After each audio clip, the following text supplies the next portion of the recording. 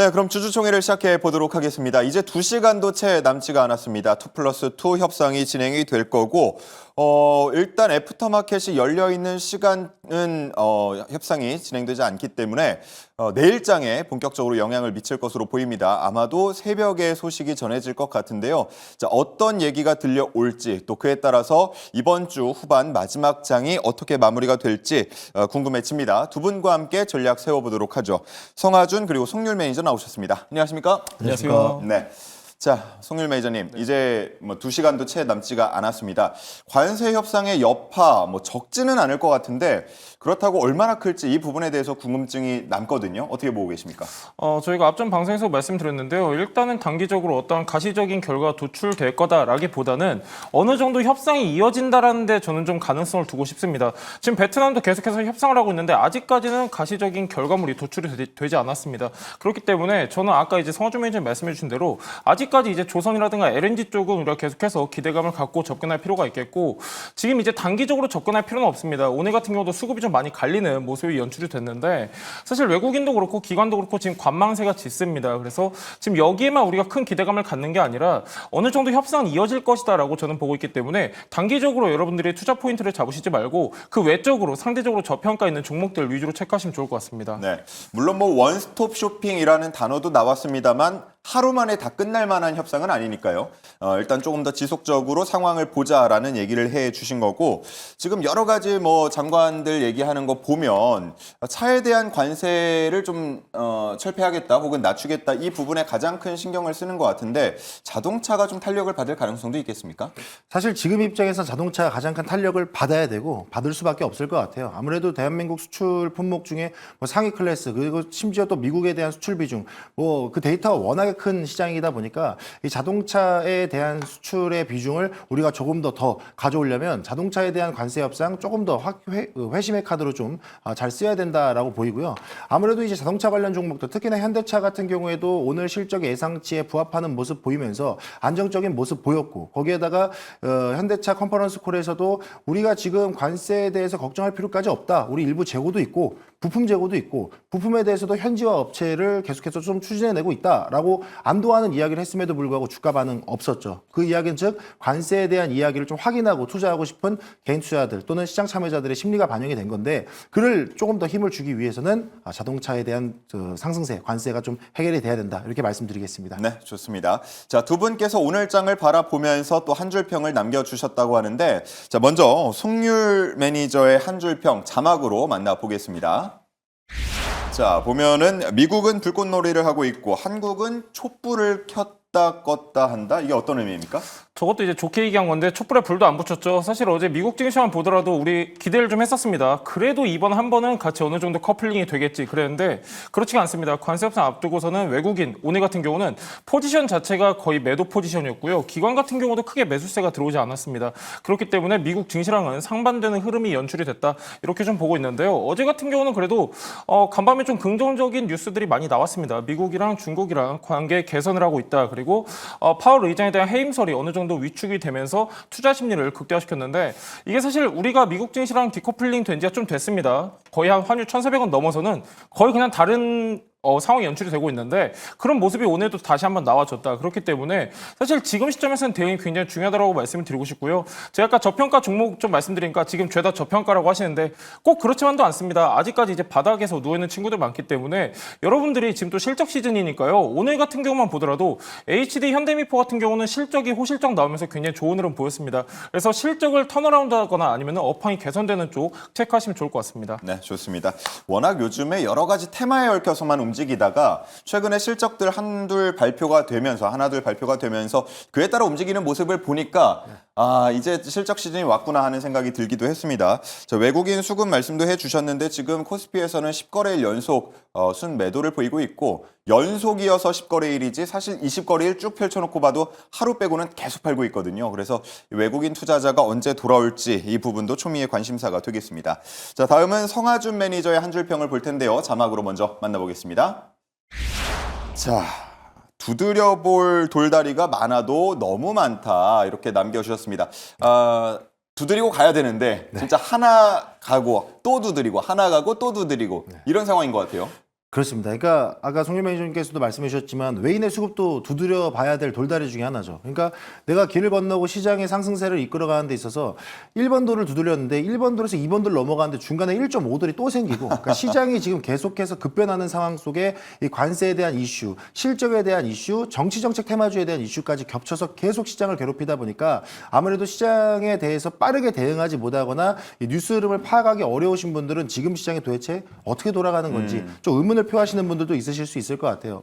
일단 현재로서는 지금 우리나라 증시의 움직임 나름대로 어제의 흐름을 본다라 그랬을 때는 좀 의미가 있었다 싶었는데 오늘은 그냥 완벽하게 쉬어가는 흐름이었죠. 완벽하게 숨고르는 시장이었는데 이거는 당연히 한미 관세 협상에 대한 돌다리를 두들겨 보자라는 심리가 좀 반영이 된 거기 때문에 이 부분에 대해서는 저는 개인적으로 그냥 하루 정도 좀 쉬어갈 수 있지 오히려 실적에 대한 종목들을 한번 체크해보는 게 좋겠네라고 좀 포지션을 보시면 좋을 것 같고요. 구체적으로 좀 말씀드리자면 중장기적으로 한미 관세 협상에 대해서는 일단 이 부분이 그냥 안 좋게 끝날 수가 없고 그냥 안 되겠어 관세 부과할게 이렇게 끝날 수가 없어요. 결국에는 트럼프 대통령도 미국 시장을 바라보는 데 있어서 관세 협상을 계속 일궈 나가는데 미국 기업들의 타격이 있을 수밖에 없다 보니까 어느 정도 선 안에서는 서로 좋은 카드들을 윈윈하는 그런 협상들이 나올 수 있다는 점을 고려했을 때 지금의 숨고르기는 오히려 상승장의 변곡점이 될 수 있는 자리이지 않을까라고도 좀 말씀드리고 싶고요. 두 번째로는 실적 돌다리를 두들겨 봐야 될 것 같아요. 앞서 말씀해 주셨던 것처럼 실적 시즌이 왔구나라는 생각이 들 정도로 오늘 뭐 조선업의 움직임이 매우 좋았죠. 근데 반면 반도체와 자동차의 움직임은 예상치 상회 부합이었는데 반응이 없었단 말이에요. 그럼 이런 부분들도 돌다리를 두들겨 봐야 되는 게 1분기 실적은 관세 영향이 안 들어갔으니까 2분기, 그러니까 그 다음 전망을 봐야 되겠구나 하고 두들기는 거예요. 그러면 우리도 시장을 참여하는 입장에서는 그럼 이것 또한 관세에 대한 이야기 또는 그 이후 수주에 대한 이야기까지 한번 열어서 봐야 되지 않겠는가 말씀 좀 드리도록 하겠습니다. 그래서 지금 시장은 아무래도 여러분들이 두들겨 봐야 되는 돌다리가 많다 보니까 시장에 대한 흐름들을 요 방송 도전템베거 주주총회 통해서 많은 안건 찾아보시고 그를 통해서 시장의 인사이트 잘 봐가시면 여러분들이 이런 돌다리 넘어지지 않고 잘 건너실 수 있을 것 같다 말씀드리겠습니다. 네, 좋습니다. 이 돌다리가 많은 것도 문제인데요. 사실 두드려 보면 이게 뭐 튼튼한 돌다리인지 가라앉을 돌다리인지 쉽게 분간이 가야 의미가 있을 텐데 요즘에는 두드려 봐도 이걸 가도 되는 건지 말아야 되는 건지 헷갈리는 경우들이 많아서 주식 투자하기가 더 어렵지 않은가 하는 생각이 듭니다. 자, 그래도 두 분의 해법을 통해서라면 우리가 조금씩 수익을 챙기고 또 손실을 막을 수 있지 않을까 하는 생각이 드는데요. 자, 오늘도 안건이 두 가지 준비가 되어 있습니다. 첫 번째 안건부터 만나보시죠. 안녕하세요. 이주연입니다. 첫 번째 안건 브리핑 시작하도록 하겠습니다. 오늘의 섹터 역시 그림으로 표현해 봤는데요. CPU와 GPU가 서로의 메모리를 함께 나눠 쓰고 있는 상황입니다. 조금 짐작이 어려우실 수도 있을 것 같아서 한 줄평 먼저 확인해 보도록 하겠습니다. 한 줄평 보니까요. 네 건 내 거고 내 건 네 거야 인데요. 오늘의 섹터는 바로 CXL입니다. CPU와 GPU가 서로의 메모리 자원을 함께 나눠 쓰는 CXL의 구동 원리를 이렇게 비유적으로 표현해 주셨는데요. CXL에 주목해야 하는 이유, 체크 포인트를 통해서 하나씩 만나보도록 하겠습니다. 첫 번째는 CPU, GPU, 메모리 간의 고속 공유 인터페이스 CXL이라고 남겨주셨는데요. CXL은 컴퓨터 익스프레스 링크로 떠오르는 차세대 메모리 기술이라고 할 수 있습니다. 서버 안의 메모리를 마치 공유 자원처럼 함께 나눠 쓸 수 있는 기술인데요. 이를 통해서 더 적은 장비로 더 많은 데이터를 처리할 수 있다는 장점이 있습니다. 두 번째는 CXL 2.0과 3.0 본격 확산하고 있다. 메모리 효율 개선이 기대된다라고 말씀해 주셨는데요.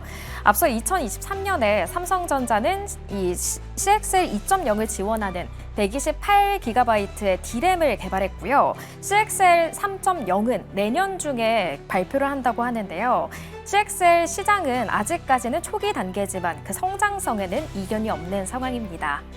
마지막 체크 포인트는 글로벌 CXL 메모리 시장이 급성장할 걸로 전망된다인데요.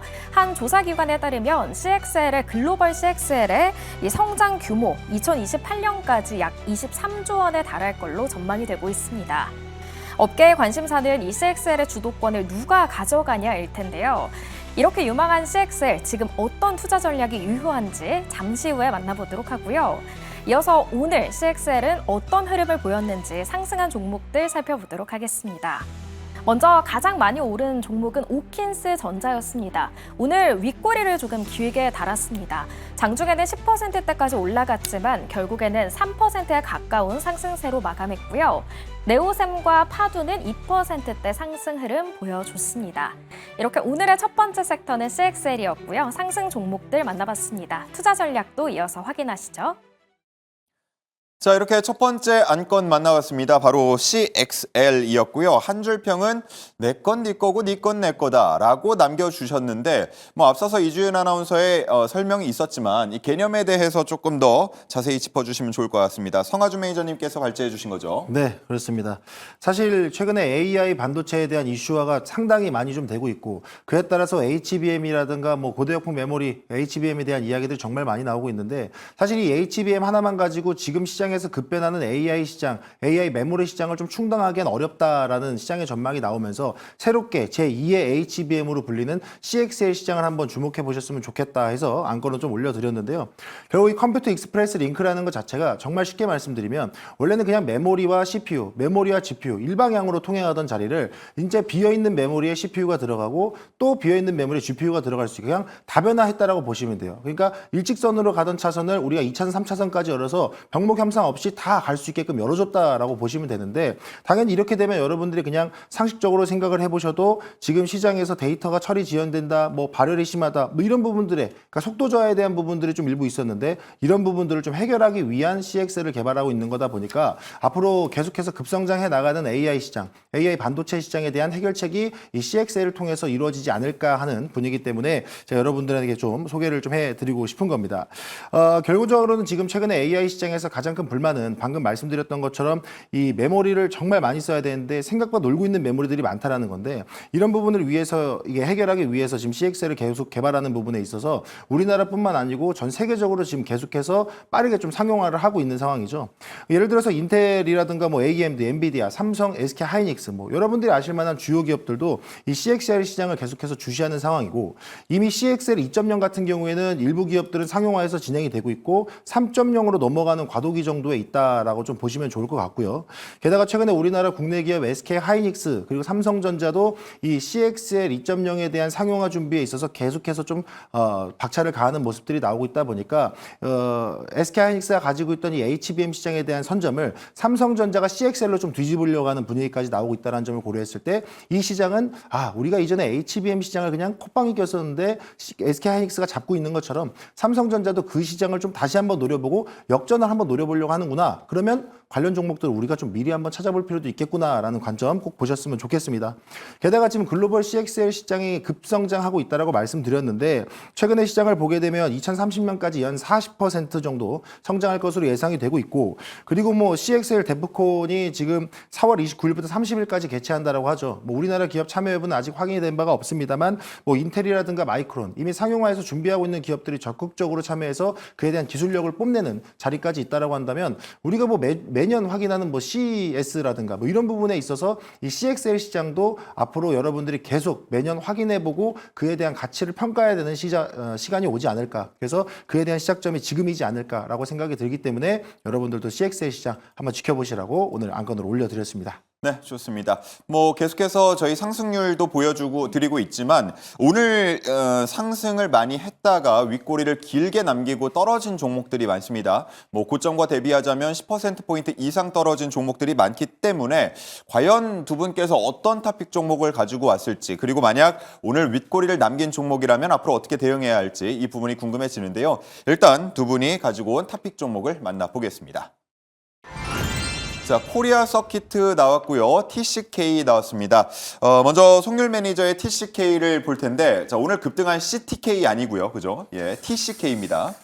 예, 꼴등이 되니까 이런 얘기도 듣죠. 자, 일단 TCK 같은 경우는 나쁜 종목은 아닙니다. 지금 차트적으로 봤을 때는 굉장히 바닥권에 있는데요. 자, 얘 같은 경우는 반도체 소재 쪽 전문 기업입니다. 이제 반도체에 들어가는 쿼츠, 그러니까 고순도 석영 유리를 가공을 해서 제조를 하고 있는 기업인데요. 자, 굉장히 중요한 게 뭐냐면은 쿼츠 쪽에서 지금 매출이 한 95% 정도 발생을 하고 있습니다.